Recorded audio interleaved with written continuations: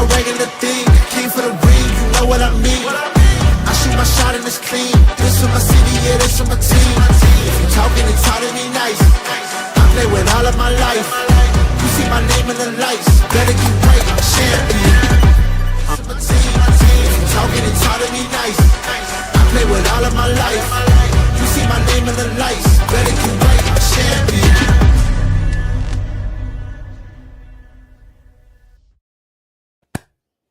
Good afternoon and welcome in, ladies and gentlemen, to YSN Live for this Friday, the 7th of February, 2025. DJ Yokley, Anthony Hartwig in the house.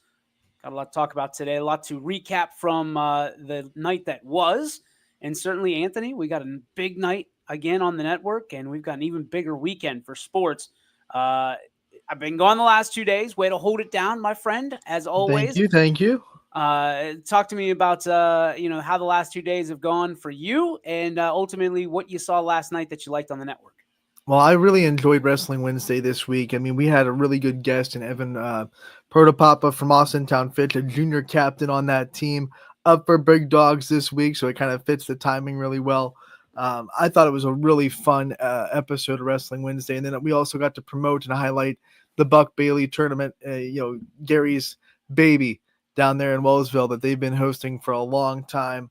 They're going to have 20 plus teams down there tomorrow for the Buck Bailey. It's going to be a great event for Wellsville Wrestling and everything that they do. So had a great time with Gary talking about what it's going to look like this year and how they're honoring Buck Bailey and what he's meant to the program and how they do that every year with a tournament that's honoring his legacy and what he meant to this wrestling program. So that was really fun on Wednesday.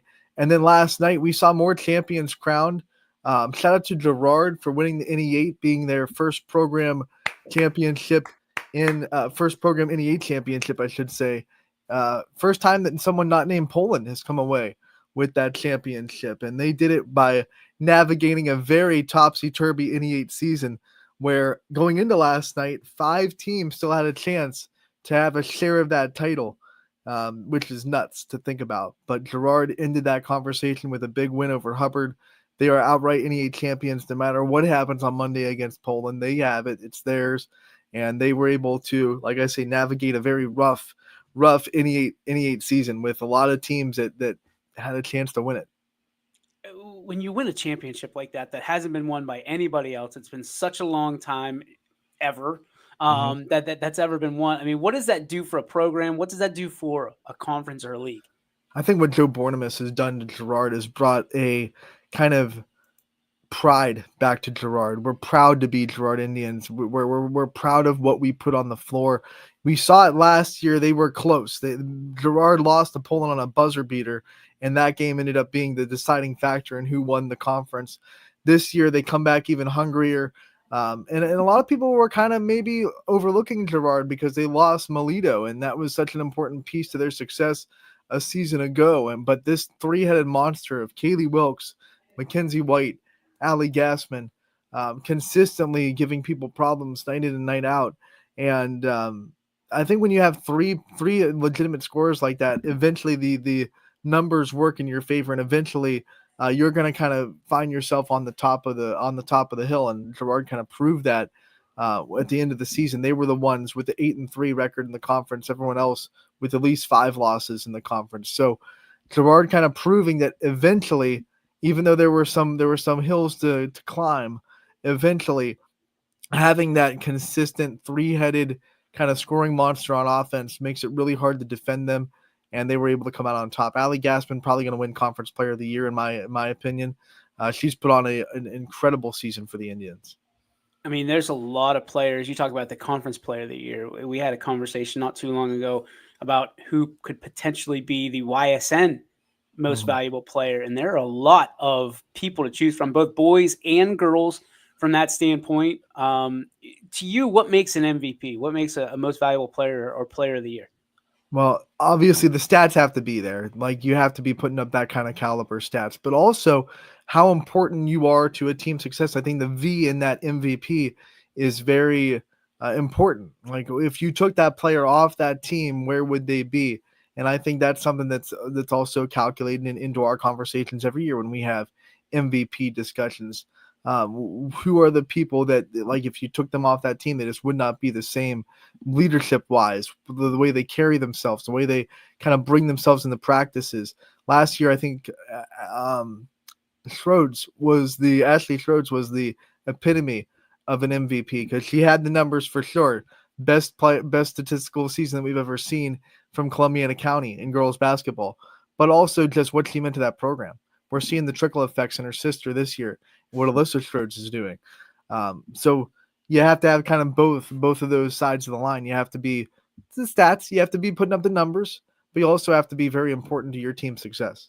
I think you have to have those moments too. I mean, one moment that we didn't get to even talk about was Carmine Tucolo earlier this week with the dagger at the buzzer to beat South Range, the first conference loss for the Raiders.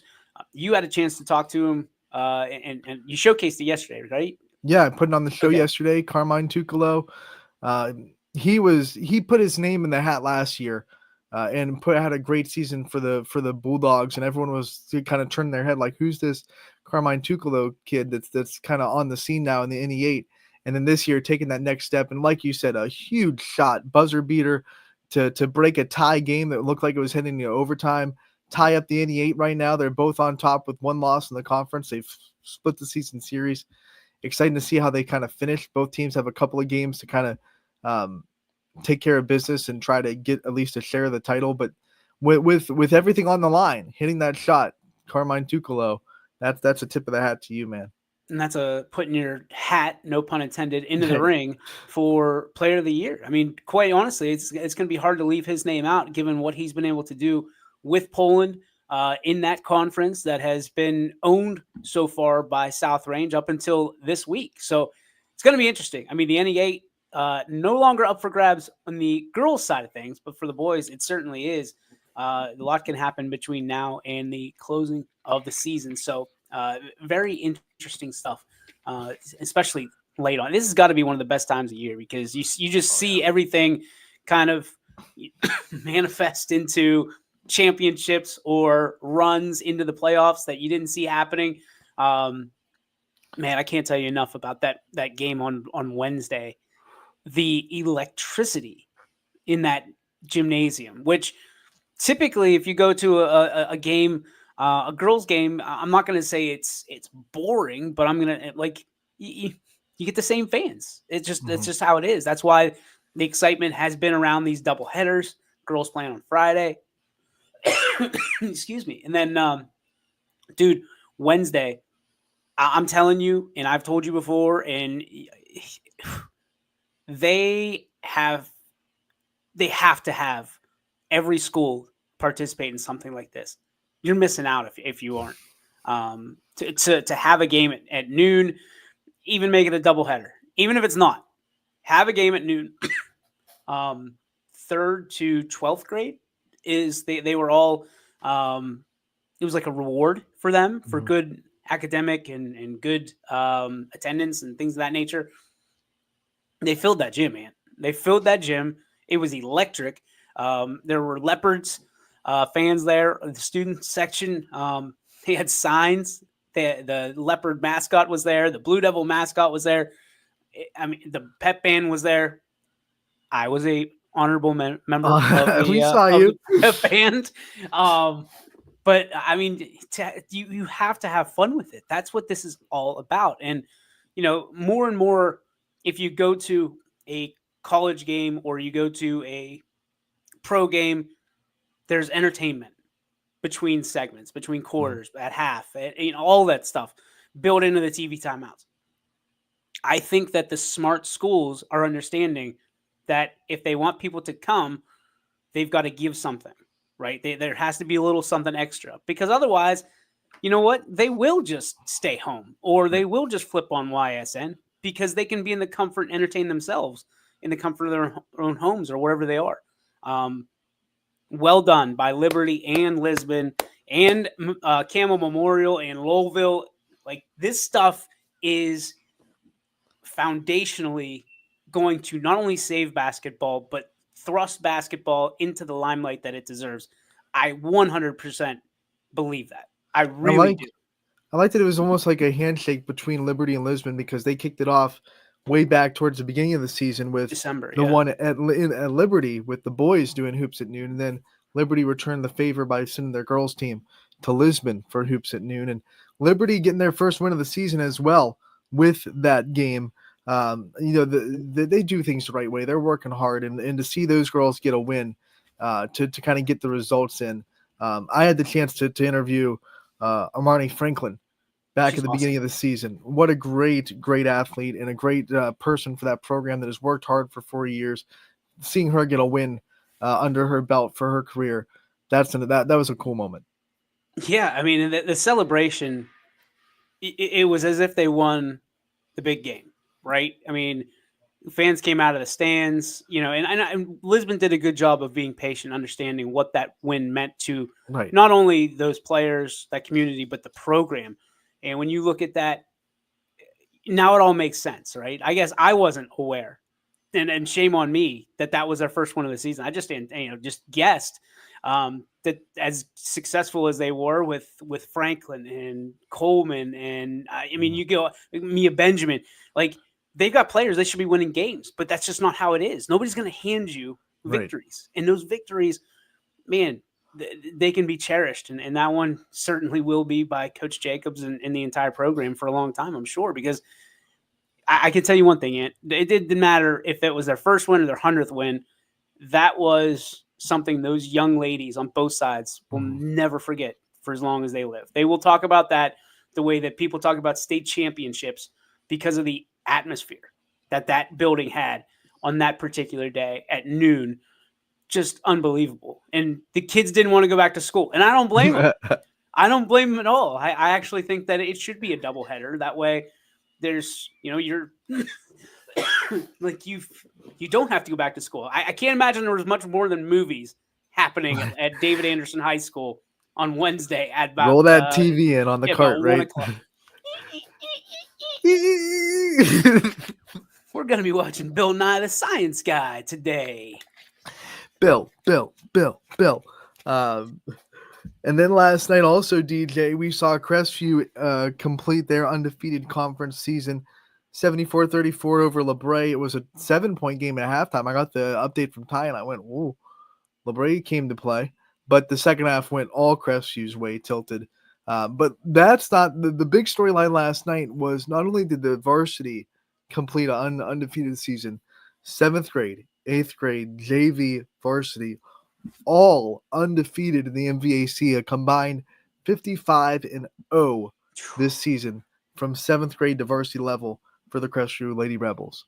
So for, I guess, the point of this is everybody waiting for Lorraine Gaskins and Addison Rhodes to move on and then take that deep exhale. Well, keep holding that breath because they're just going to reload. Yeah, to see that happen. I mean, we saw it happen a couple years ago with Mineral Ridge. Their 7th and 8th grade went undefeated in the MVAC girls, I believe. Maybe that was their whole. That might have been their whole school, if I'm not mistaken. But anyway, to have that and to be undefeated and have dominance. I mean, that is dominance, Anthony. There is, and it's capital dominance, by the way. How incredible is that for a program? If your coach Blatch, I always get confused. Blatch. If you're Coach Blatch, that's got to be very exciting looking down the pike and seeing what's coming up and being able to build on that because, okay, now they have the taste, right? It's that sweet, sweet sensation of winning. How do you keep it? And how do you keep it exciting? And how do you keep pushing them? And how do you keep making it so that brass ring is just out of their reach? This is going to be a really, really great time in Crestview basketball future, present, and certainly it's got a great history behind it as well.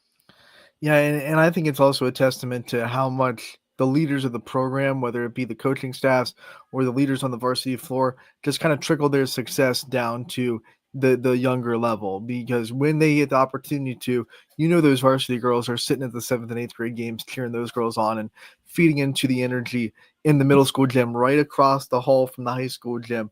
It's not a long walk to find the middle school girls playing right across the way. So, when you have a program like that proves to the 7th and 8th grade that you are important to our success and that we care about what you're doing, then that breeds success into their minds. And then that you see the results. 7th and 8th grade both going undefeated because they have leaders, they have legitimate leaders to aspire to look up to on the varsity level.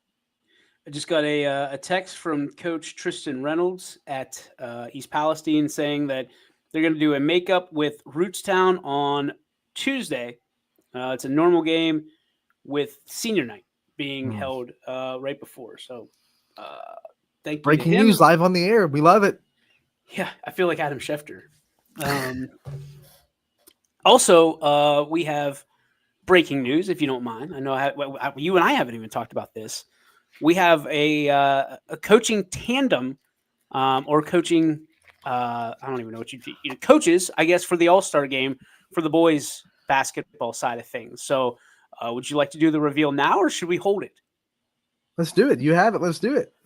All right. So as we continue to pick our All-Star participants for our 3-point contest, boys and girls, the 3-2-1 for the girls, and the slam dunk contest for the guys, we also have the games that are pretty much we like to think that is the main event with the most participants in it. But we always look to coaches who stood out during the season and ones that we appreciate.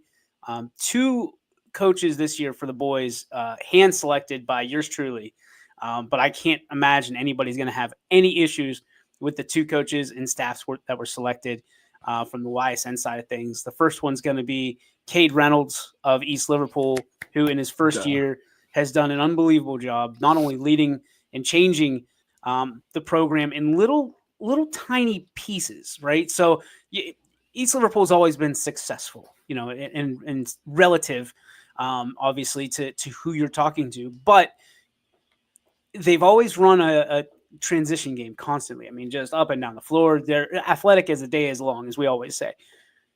Coach Reynolds taking that and tweaking that, understanding that potentially they're going to run into teams that they're going to want to slow them down. You and I had this discussion the other day. Cade Reynolds has done a great job, and I think a really, really high level of taking the talent that he has, getting them to buy in to his program. Nate did such a great job for such a long time. Obviously, he's moved on to bigger things for his family, for his community. Cade's had to take the reins, and he's done it flawlessly, I think, at least in my estimation. So to reward him, we want to make sure that Cade has the opportunity to coach on our All-Star team. So Cade Reynolds from East Liverpool, congratulations, and welcome to the family. It's a heck of a first year, my man.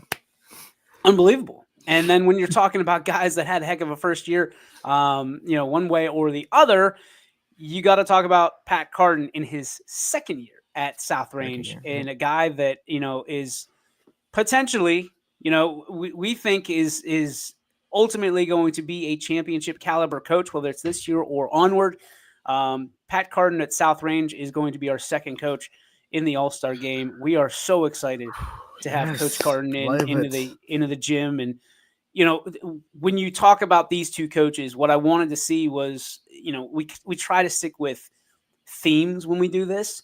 And the next generation is now. So when you look at, what these 2 coaches in particular bring to it, they're 2 of the most young, dynamic, exciting coaches who are players coaches, but ultimately get the most out of each single player that they coach. And we're hoping that happens again as we move forward into the March 22nd ball game.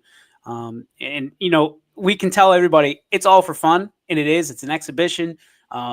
Minutes are at a premium, certainly with that many players, but that doesn't mean that they're not going to be competitive with each other. Right. So I'm excited for this. Congratulations to those 2 coaches. We'll ultimately decide the girls coaches here coming up in about a week or so.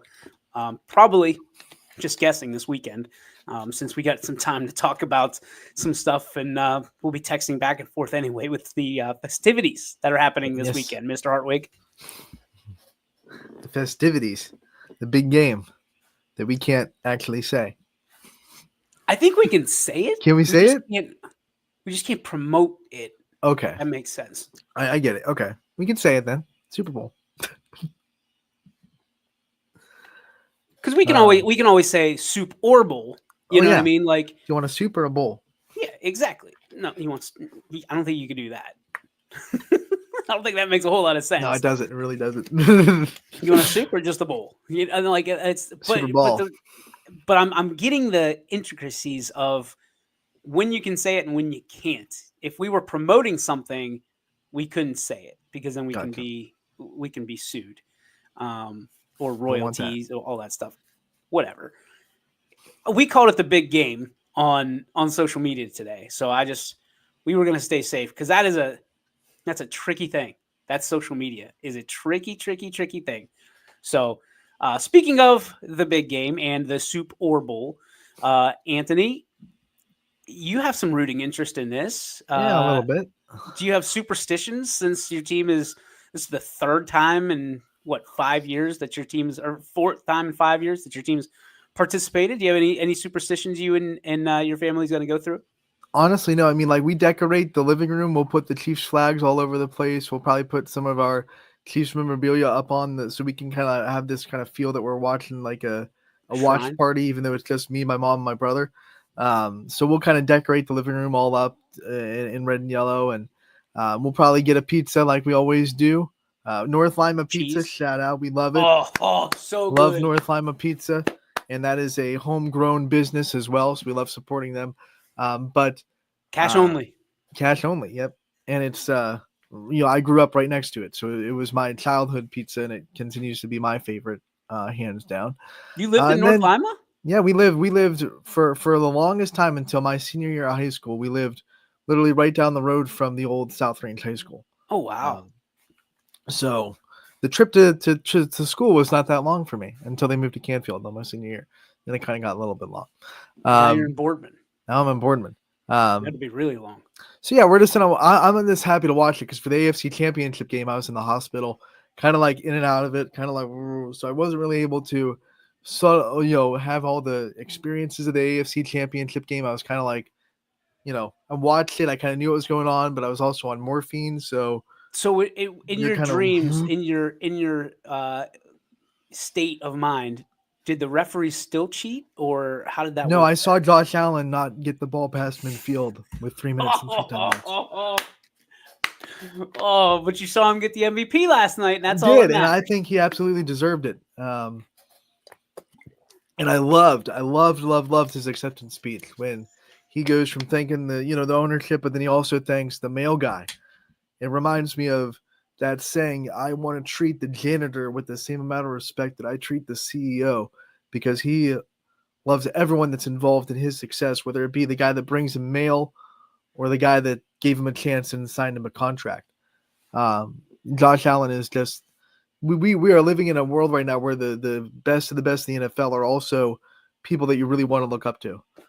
Dude, love it. Like Josh Allen's just, he's up there, man. I can't not gush over Josh Allen. I mean, from a standpoint, he is, I think it was 4 years ago, maybe, I found out about what he did, with the children's hospital, and he basically had a wing dedicated to his mother, and all that he does with the children's hospital, all that he does for the community, all that he does, like, he's a guy that I remember looking up to.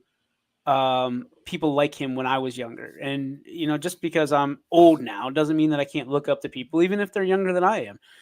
As a matter of fact, I look up to a lot of these student athletes that we cover, because I think they're going to go on and do bigger and better things than I'll ever think and dream about. But if you caught, I think you did, the one that I shared this morning about the congratulations video. Oh my gosh. And then they filmed him watching it, which was even more tear jerking. It was right. It was incredible, Anthony. Like you watch that, to be able to see, to be that hero, right? For people that don't have that, the people that are fighting, and to be able to be that person that gives them a little bit of light, a little bit of shine, a little bit, like, isn't that deep down what we all want to do? It's like, awesome. Really? And I know there's a lot of people that are going to think that it was Lamar Jackson's, and numbers wise, I think he probably won it. Stats wise, you look at the stats, it was his. But I think the moments, and I like that you brought it up when we were talking about MVP for YSN. You got to have those MVP moments. I think he had the best moment, the MVP moment of the whole season, the regular season game against Kansas City, when he takes that 4th and 2, 25-yard just touchdown run to seal it. We're not going to have a one-possession game. We're going to go up by 2 touchdowns. We're going to put the Chiefs down right now while we have the ball. That's his MVP moment, carrying like 3 people into the end zone on his back to win against a team that was undefeated that eventually goes on to the Super Bowl. That is your MVP moment right there. I said that whoever won the Ravens-Bills game was going to be MVP. Right. And then he has that on it too. He's like, we beat him in the playoffs. So, I also think that there's a piece of it, and I'm not trying to take away from what Josh did at all, because everybody knows how much I love him, and what he means to the league, what he means to the community. But I'll tell you this: having King Henry on your team, I don't care what it does. Like everybody thought that they were going to be the perennial powerhouse to go through and win and win and win. Great for the Ravens, but it does take away. Jeez, oh man. Sorry about that. It does take away from some of your shine. Because as we talked about, MVP means you need to be the most valuable player on your team. And while Lamar, I think, still was, Derrick Henry was a big portion of that. He was a huge piece of why Lamar Jackson was so successful. Probably the most talented receivers that he had in why is the name escaping me? Diggs. Steve Flowers? Stephon Diggs. Stephon Diggs leaves Buffalo, and he has to kind of navigate. Gotcha. He has to navigate a receiver room with guys that probably wouldn't get a lot of love on other teams, and he made them all look really good. I love quarterbacks that make receivers that are kind of undervalued look so impressive. Tom Brady made a career out of that in New England. Well, I think there's a lot of quarterbacks that do that. I mean, you look at what Patrick Mahomes is doing right now, or he's in the midst of doing right now. I happen to think Ben Roethlisberger was one of the best at doing that. Because look at what receivers did after they left Pittsburgh. They went nutty. A lot of them went nuts. A lot of them went nutty. I don't know where they go shopping for receivers at. Arkham Asylum, apparently, because these guys are absolute lunatics. But I think that, a lot of it, and then, there's the moment. Did you watch the awards last night by chance? Yeah, I tuned in. Yeah. I like the comeback player of the year going to Burrow. I thought I thought for sure it was going to go to Damar Hamlin. I thought that was going to be like the story. They're a year late on that, though. Yeah, they are. And I feel like they threw him in just because, oh, crap, we forgot about you last year. He didn't really he wasn't really all the way full back last year, and this year he was like a consistent starter and made consistent plays. So I think that's why they probably threw him in this year. He almost died. He was dead. Died. He was dead. Yeah, he was dead. If he only takes one snap the next year, comeback player of the year. Congratulations, you win. You came back to life, not just to play football. Right. You came back to life. Like, that's unanimous. Nope. Messed that one up. So now they're like, oh, let's throw him back in the hat, see what happens. Of course, Macaulay Culkin ends up getting the award. Come on, man. The only thing that I'm really bummed about is, and it's not, it would have been really, because is it Joe Burrow? Because he's Joe Cool, right? It would have been a Joe Burrow legendary thing to do. Just stand up there with that trophy and be like, hey, I really like this. I hope it doesn't get stolen. And then walk off. You would, legend. That would have been it. Drop the mic. You can drop the trophy too. And just walk off. That would have been the best out of Joe Burrow. But I think he was playing it cool. Snoop Dogg had a rough night. Yeah. He had a rough night. He had some jokes that were just a little bit off on timing. Well, that's not, even in the Olympics, he wasn't never I think people saw the Olympics and thought, oh, he's a personality, so let's make him the host of this show. He wasn't hosting anything in the Olympics. He had someone kind of bounce off of. He had Mike Tirico always talking to him, setting him up for those moments. Now you kind of throw him in the pool of sharks, and you realize that that's really not his forte to host the show. How about Justin Jefferson? And You know, and his the prompter. he learned really quickly how hard life is in a teleprompter, and I thought he kind of managed that pretty well, and then got the crowd to kind of like him even more, even when the teleprompter stopped working. You know, I'm big on body language, right? Yeah, I mean, we've talked about this a lot, and kind of how I base everything off of body language. It helps, it hinders, it hurts, whatever. You can see confidence exuded, you can see nervousness. That dude came up and if he's doing this, right, he's nervous. Yeah, this and then isn't this isn't a situation, and then he does this. Yeah, he hits the mic. Yeah. Oh, sorry guys. I'm sorry. And you could tell it wasn't Yeah. staged. Yep. Like, he went from being ice cold gangster to, I'm so sorry. Like, Oh man. and then the prompter breaks, and then they got to roll it back, and then he's got to start from the top. So he does start from the top instead of just rolling the prompter. Yeah. But like, that's the thing, Anthony. Like, everybody looks at, listen, we're just a couple of goofballs that like Right. sports, and we are in no way are we professionals at this. We like to think so sometimes, but then we realize quickly we're not kidding anybody. Right. But from the standpoint of what we do every day, you and I, there's no script to what we do. This is straight from the hip. A lot of times you want to throw it out there and just reel it on back like it's a fishing pole. But when you're locked onto a teleprompter, a lot of times these people either write it or a producer writes it for you. Most likely a producer wrote it for Justin Right. Jefferson. And you read it over and then you go from that, because he's not going to be up there more than 30 seconds, most likely. Man, that 30 seconds feels like eternity when you're up there. And then when something bad happens, it feels like it's even longer. So in his head, that whole thing probably lasted 25, 30 minutes. When in reality, it was, 2.5 minutes total? It's nice to see these guys that, go do incredible things. Take a little reminder, like, we're human. He was nervous. Things didn't go right. He stumbled a little bit. Like, yeah, he's not going to, there's something he's not good at. There you go. Well, do you remember Tom Brady's first game? Yeah. Week 1. Yeah. Everybody killed him. Yep.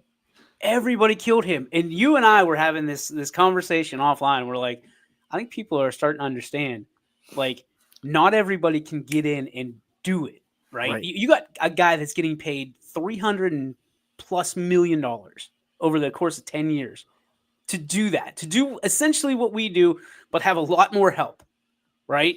A lot more cameras, a lot more, he's got a spotter, he's got all this researchers that give him information, make him sound and look good. And everybody's like, he stinks. Like, this is bad. This isn't, like, this profession isn't something that you can just get out and do. There is a talent that has to be there. There is a will you have to go out and do this. That's why when, I feel so bad, especially our folks, when they're getting paid $15, $25, $50 a game, whatever it may be, and they go out there and some grandma or grandpa or some, schlub says, this guy stinks. So he stinks. Production's terrible. I don't know. Like, he needs to be fired. Like, come on. Like, there has to be some grace along the line. If Tom Brady, who is the GOAT of GOATs, one of the best people, for football in the world that's ever advocated for the game of football outside of maybe Peyton Manning, right? If he's having a hard time with it, maybe it's a challenging thing. Because you have to, how quickly, for you especially, you have learned so quick that you have to go from what you're seeing, translate it in your head, and spit it out in a timely fashion, or else the moment passes you by. Right. It's incredible. And it's no different. I don't think you or I would ever be confused with Tom Brady on the football field from that standpoint, or Justin Jefferson. Nope. So, like, that's why when you watch them do stuff, it is incredible, because they're professionals and stuff is happening so quickly. It's so much different than high school. It's so much different than college. It's a lot faster, and for them to do the things that they do and the timing that they do it, it's incredible. And I think the same way about our announcers, because it's to find words for those moments and to do it on a regular basis. Tom only has to do it once a week for what, 18, 19 weeks? Yeah. We're doing this. How many games have you done since you come back? Monday, Wednesday, Thursday. Yeah. So I've done 3 since Monday. So you're about halfway through what Tom Brady does. Right. You know what I mean? In a year, just this week. So, I mean, I don't know. I think about that a lot. And I think there's a lot of people that Scott Restar, who just commented on our stuff, he is a technological genius. Like, technology stuff that he's forgotten more technology than I'll ever know. And he just continues to try to make our product better by lifting us up and saying, hey, have you thought about this? Have you thought about this? I mean, we were doing a Little League game and he brought out I don't even know what it was, but it gave me power. It gave me power. I mean, it was something that in case it tripped, we still had like 15 minutes of power saved up on it. Right. And he's like, this is in case it ever happens again. We have so many people out there that help us. And that, like, they're the heroes. They're the people that should never go overlooked. And we're so grateful for these people. And seemingly every time we turn around, there they are. It's incredible because without people like that, the athletic directors, the coaches, the program directors, across the board, but the communities. I mean, can you speak on that for 30 seconds or so about how important the communities are that we represent?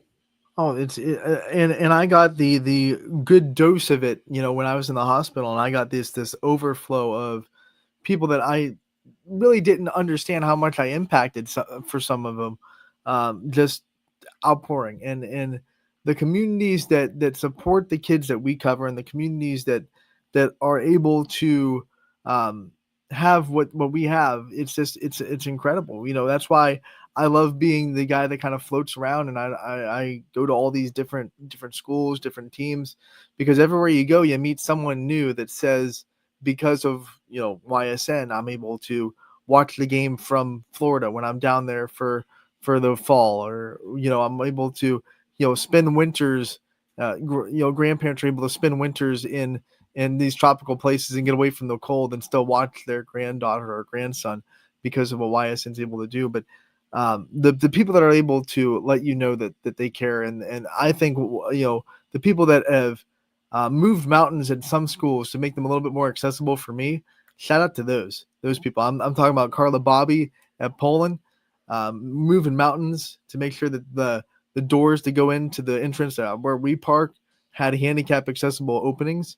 That was awesome. Little things like that just you don't understand how far you go until you actually do it, are just incredible. That's just one example that comes to mind, but there's so many examples out there of people that take the next step to help us into what we're able to do.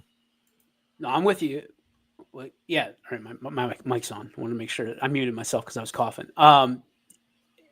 It is incredible. It's invaluable.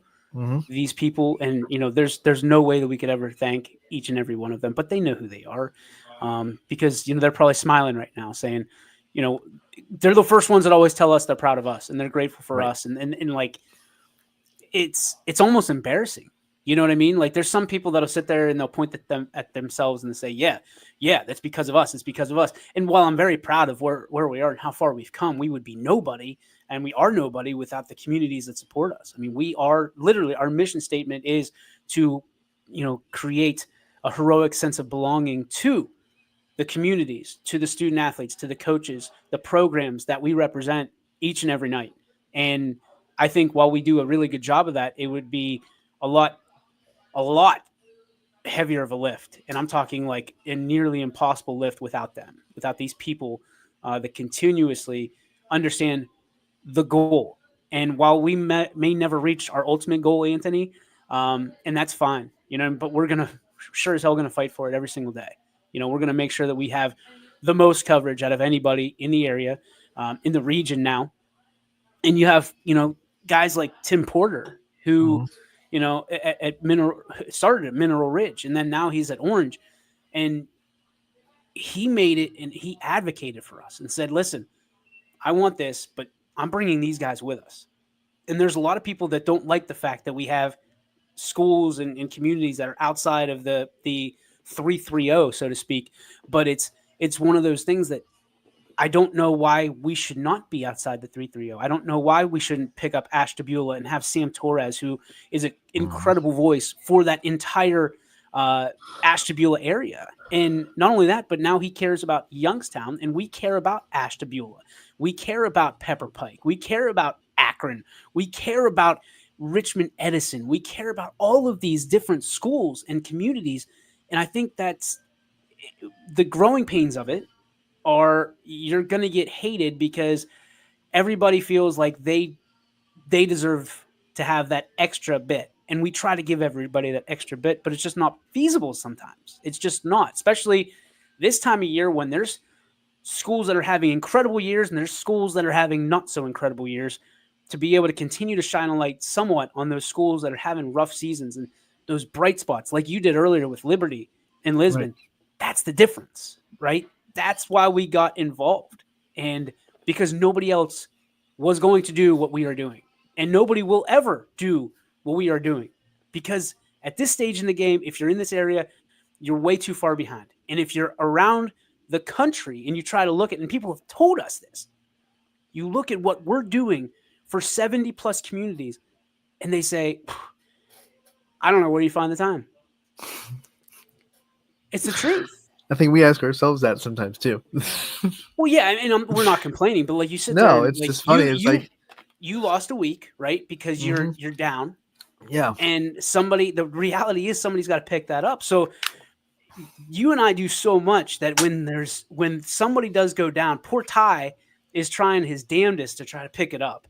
But it's just, he's working a full-time job, essentially being a dad and, a husband. It's very challenging. So as we grow, we're having some growing pains, if you will, right now. But as we continue to grow, people will continue to develop. The brand will get bigger. The opportunities will get bigger.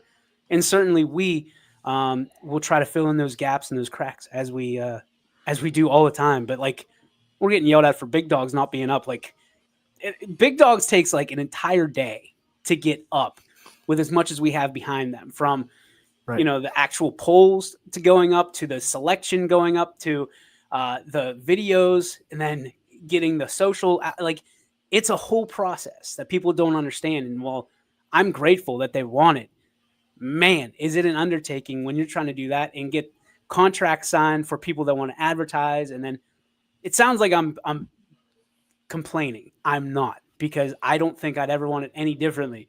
But it is a lot. You know what I mean? It is a lot. And people don't realize that to stay consistent and consistently good and thorough and all that stuff, like, we make mistakes. We've never shied away from it. We are going to make mistakes. But we're going to make them at 100%. Like, we'll own it. We'll be accountable for it. But we're going to make mistakes, and that's okay. I don't think you'll find a successful company in the world that didn't make mistakes at some point in time in their journey. It's a part of the run. You're never gonna build something great without stumbling at some point along the way, or making some wrong decision or some mistake, or it's just not gonna happen. You're not gonna get to I don't want to be too cliche here, but you're not gonna get to the top of the mountain without having to climb the actual mountain first. Yeah. I don't disagree with that, but I think it's so funny that, because we're in that media category, I don't know why I keep doing air quotes. While we're in that media category, we're not allowed to make mistakes. We have to proofread everything 6 times. Like, I'll be honest with you. We don't have time to proofread 6 times. We barely have time to proofread twice. We do the best we can, and we try to get it up and get it out. And that's how it goes. And then we will adjust on the fly. So when grandma is like, hey, you spelled my daughter's or my granddaughter's name. Okay, we're going to get that fixed the best we can. But we're not going to put out, unfortunately, we're not going to put out a whole new video. So that way, that's just the way it is. It's cold. It's harsh. It's the way it is. We're doing the best we can. And that's I sound like a real baby right now. I feel like I'm being a real baby, but I'm not. I'm just trying to be honest with people and let them know.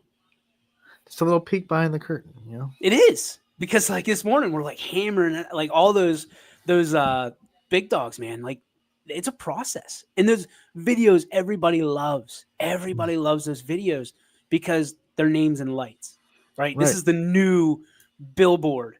Their names and lights.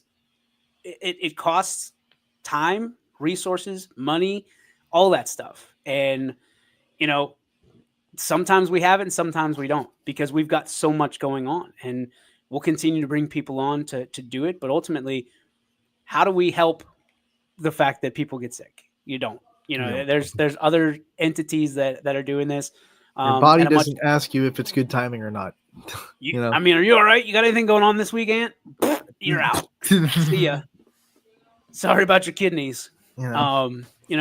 That's what it is, and I'm grateful. I was so excited to see the amount of support that you got. But like it was like, okay, we know Anthony's down for the count. Hey, why aren't you guys? I was like, wait, whoa, time out. Like Anthony does a ton for us. The content, obviously, number one. This show, number two. And then you go on to the games, and Right. like people are like, why aren't you at? I mean, you get it. Why aren't you at our game? Why aren't you at our game? Wait a minute.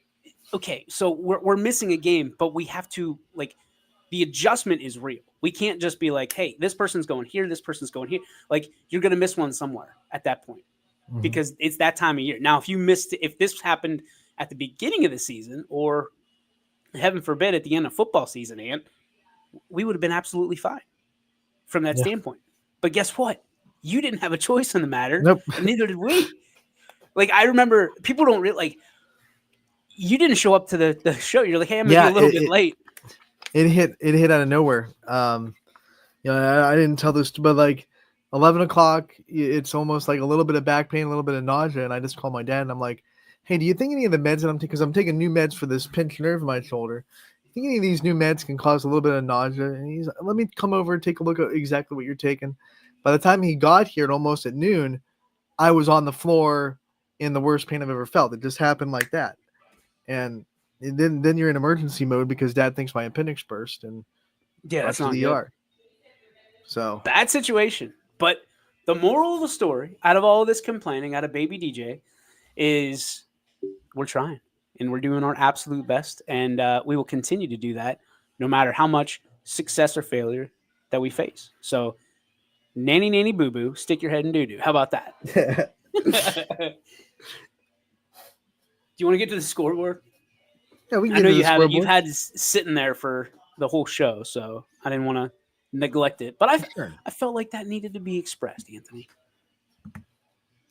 Let's bring up the scoreboard. Brought to you by Burnett Pool Spas and Hot Tubs. ysnlive.com/scores is where you can find it. We'll scroll down and we'll get it on to yesterday's February 6th. We had a huge slate of girls games, one boys game that got postponed. East Palestine, DJ already said Rootstown is going to be the remake, right? So they're not making up the Urban Scholars on Tuesday. Yeah. So the way I understand it is Urban Scholars only had 5 guys to begin with. Okay. So I don't know if they're injured, they're sick or what, but probably not a real great situation for them to try and make up and play guess, especially this late in the season. After the tournament, I think everybody's kind of like, yeah, we're done. So that senior night was supposed to be last night. It'll be made Correct. up on Tuesday against Rootstown. Girls action, we had Latonia and Alliance. Latonia gets a big win over Alliance, 31-13. Good job by the Bears. The Badger Braves, they host Matthews. They get the win, 51-35. Western Reserve and Sebring playing each other in the MVAC Scarlet Tier, wrapping up those conference slates. Western Reserve gets the win, 64-37. Beaver Local closes out their regular season with a win over Brook. We had Wellsville. How about this? Bella Popplewriter scores 23 out of their 27 points. Shadyside, though, usually 23 is going to be good enough for a game high. They have a girl go off for 31. So Shadyside just way too much for Wellsville to handle last night. Southern Local gets the win over Toronto. Alyssa Schroeds has a big game for them from Beyond the Arc. You can find a post-game interview with her from Dom Pearson on the story for Southern Local in Toronto, ysnlive.com, also our YouTube page. East Liverpool gets the win over Weir to close out their regular season. Columbiana and Poland played each other. It was close for a half, but then Columbiana's offense really lit it up. Ava Heinrich with 6 threes on the night, and they had 3 girls in double figures. Columbiana's offense, very balanced, very hard to stop, 66-49. The final score. The Clippers go on the road and get a big win heading into tournament time. They'll have one more test against Western Reserve tomorrow night. Maplewood and Grand Valley got postponed. They're going to do a boys-girls doubleheader tonight. The boys will play first at 5:30. The girls will play at 7. That'll be the last conference game for Maplewood. They've already wrapped up the NAC championship, but Grand Valley is a big rival and in second place. So it's still going to be a really good game tonight between Maplewood and Grand Valley on the girls' side. Hubbard and Girard played each other. We talked about it. Girard gets the win. They are the NE8 champions for the first time in program history. Crestview gets the win over LeBray by 40 points. LeBray kept it close for a half, but you have to play that level of basketball for 32 minutes. That starts to wear down on you for a little bit. McDonald gets the win over Jackson Milton. South Range falls to Niles 43-36. Tough week for the Raiders. They came into Monday in first place. This could not beat Girard a second time, and then they fell to Niles last night as well. Heartland Christian, that game got postponed against Madonna. Garfield gets the win over Brookfield 63-29. Orange falls to Chagrin Falls 63-19. Chagrin Falls is the 3 seed in Division 5, so they're proving why they're highly seeded in the district. Champion goes on the road, gets the win over Newton Falls. We have Fairport Harding. They fall to Pymatuning Valley. Big one for the Lakers, 48-6. Southeast gets the win over Liberty, 62-17. Valley Christian falls to Lowville, 48-32. Middle Ridge ends their regular season with a win over Camel, 60-19. Beaver gets the win, 61-38 over Hampton. And then last but not least, Mohawk falls to Our Lady of the Sacred Heart, 69-12. The final score there to wrap out the scoreboard from last night. So, I mean, when you look at all the success that is being wrapped, kind of put in a package, put a bow on it, stick it under a tree, probably a little late for that. For you, I mean, who stands out as teams? Ty's done his sleeper picks. He's done his favorites. Are there any teams out there that you sit there and you go, man, this year didn't go the way necessarily that this team wanted, but I think going into the playoffs, into the tournament, I think they're going to be a force to be reckoned with? I think Western Reserve is the first girls team that comes to mind because they do have the pieces there to succeed in the tournament. They play a lot of tough teams in their schedule. They're going to be down in Division 7. So they're going to be prepared for that Division 7 bracket. No disrespect to Division 7, but it's just a little bit different level when you're playing mostly Division 6 or a couple of Division 5 teams on your schedule in the conference. Western Reserve has someone that's really hard to guard down low in Izzy Mora. We all know what a factor she is. But then they have 2 guards in Quincy Miller and Keely Ramsey that are both really hard to guard as well. So you have those that three-headed monster I was talking about, earlier with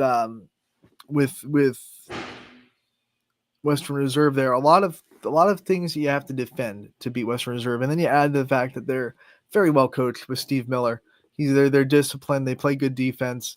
So I think Western Reserve is a team in Division 7. They didn't get the MVAC championship. They played close with Middle Ridge and Springfield in both those games. I think they can make a lot of noise in Division 7, though. Am I crazy to say that Ursuline boys might be the most underrated team going into the tournament? Like, I mean that with all due respect, because we know that they've got quite the record. But how are they going unnoticed? Like, nobody's talking about the Ursuline boys right now, and it's just crazy to me.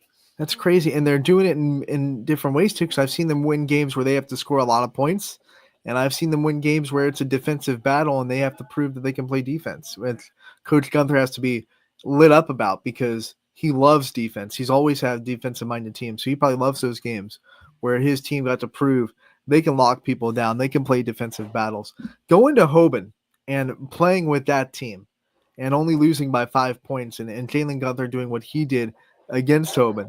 That's all the proof you need. Go watch that game film for the Hoban and Ursuline game. If you watch that film and you come away and say Ursuline's not going to make a run in the tournament, yeah, I think you're legitimately crazy. All right. I'm going to ask you this before we get to our Joe Dickey Electric What's Your Spark, which will all be predicated towards the Soup or Bowl. But I got to ask you this, and I'll probably ask you again in 2 weeks. Put your crystal ball in front of you. Who is the last team standing for the boys and the girls from the YSN universe? For the boys, I'm gonna just roll with Ursuline. I'll roll with Ursuline. I'll say last year they went to state. They're hungry. They have a lot of the same kids back. They have tremendous offense. They can play defense. They're a well-rounded basketball team. I'll say Ursuline for the boys. For the girls, that's interesting because there's a lot of good teams that have a lot of tough runs, but I think it's Crestview's year. I think they have a very favorable district. I think they're going to be able to get out of districts, let the dice roll in the regionals. So I think Crestview will be our last standing girls team. I'm going to go with, because I can't go with the same ones that you picked, so I'm going to have to go alternate. I'm going to go with Warren JFK for the boys. Man, Crestview was my pick wholeheartedly. So was Ursuline, to be honest with you. But I had 1A and 1A. I'm going to go with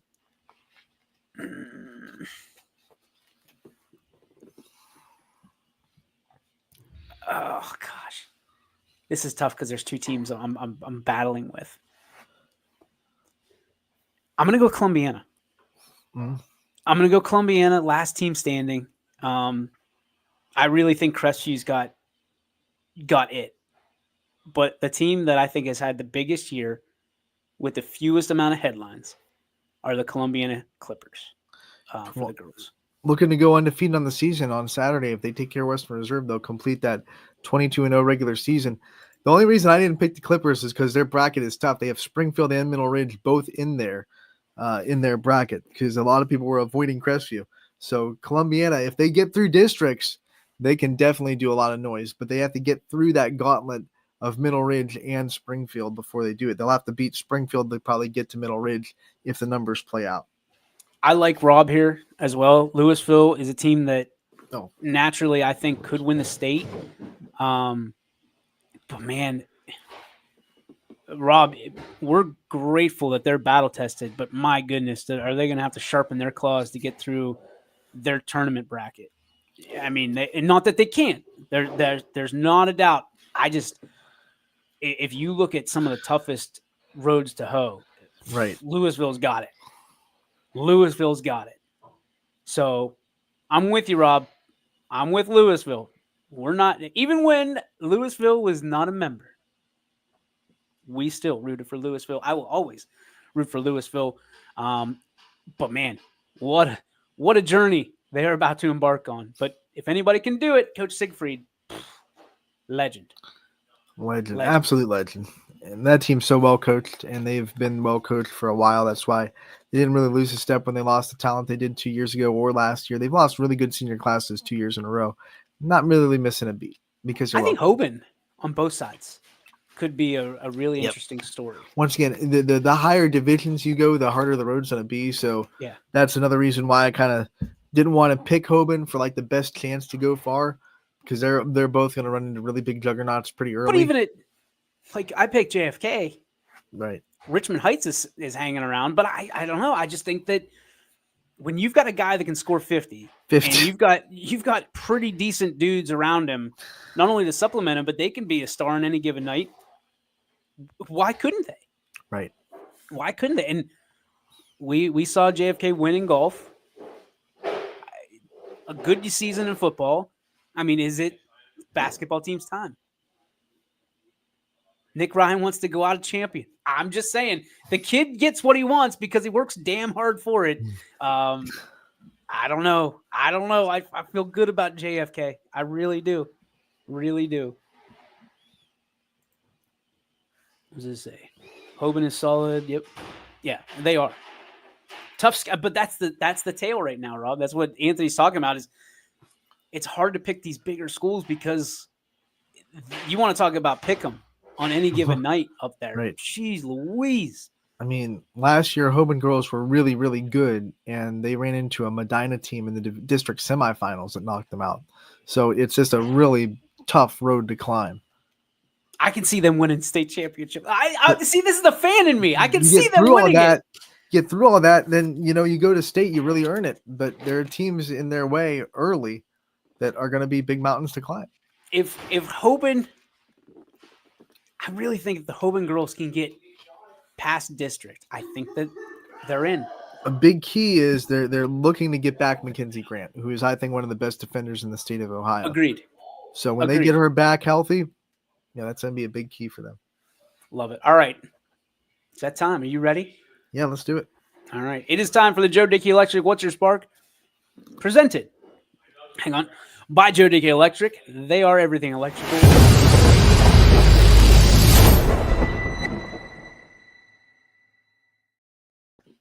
Click the button too soon. They are everything electrical, and you can visit them anytime on the web, 24/7, 365 for the rest of your life.